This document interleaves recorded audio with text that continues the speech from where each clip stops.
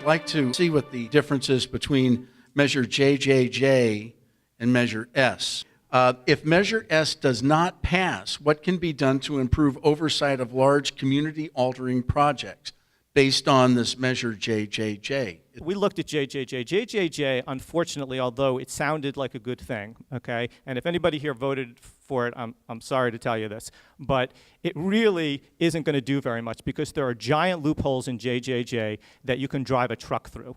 Unfortunately, for example, if a developer feels that they can't make enough money by putting in the affordable housing that is required under JJJ, they can simply go to the city council and they can get a vote and they can get that requirement removed. Okay, just like what they do now in terms of the zoning.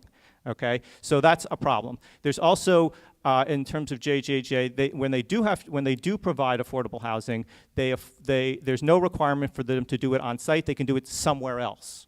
Okay, so they can build these giant luxury towers that are, $5,000, $6,000 a month in rent for an apartment, and they'll either put the affordable housing on one floor and kind of, in less quality housing, or they can put it somewhere else. So as far as JJJ is concerned, it's really not going to do very much. It's such a convoluted measure that it's really hard to know exactly what it will do, but it probably won't do very much in terms of adding much affordable housing to the stock in the city of Los Angeles. There are many ways that you can do that, and I don't know if Sabrina wants to take a few moments and chat about some ways you could add some affordable housing, but right now but I don't think JJJ is going to make much of a difference at all, and unfortunately there's a lot of loopholes in it. Sabrina, do you want to add to anything as far as ways of adding affordable housing? We got about 20 seconds. There is the AB 2502, which was killed last year in Assembly. Do we have our Assembly member here? Is he still here? And I want to encourage you to please join on and be a co-sponsor. This is inclusionary zoning.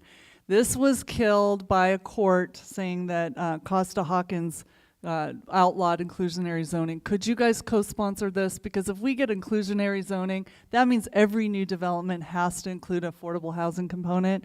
And I'm pretty certain that with loss of RSO housing and this inclusionary zoning, our affordable housing woes will be cured. Thank you. Your question actually was, if Measure S doesn't pass, what can be done to ensure oversight? Well, what will happen with oversight? Will it stay the same, which is not that good, or will there be any changes to it and with regard to Measure JJJ, which passed last November? So, well, Triple J wasn't necessarily about oversight. Triple J was sort of an attempt to have inclusionary zoning, which, yes, I am a strong proponent of that. It's ridiculous that the city of LA doesn't have it. It's ridiculous that we had that lawsuit. I do want to pose a question, given that we have the co-rebuttal thing. You made a statement that you have developers that support Measure S, and I really have not met one from the for-profit or the nonprofit community. So I'm asking, what developer supports S?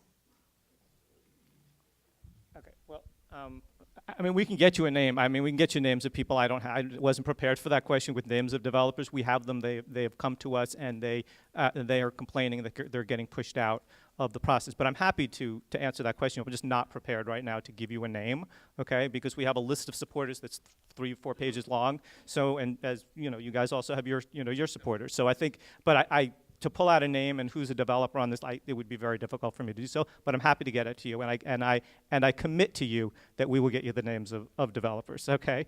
And just to answer the question, since it was directed to me, in terms of oversight, this is the problem. If we don't pass Measure S, it's the status quo. It's what we have right now, and that's not good. That was the last thing I want to say. And I want to thank you.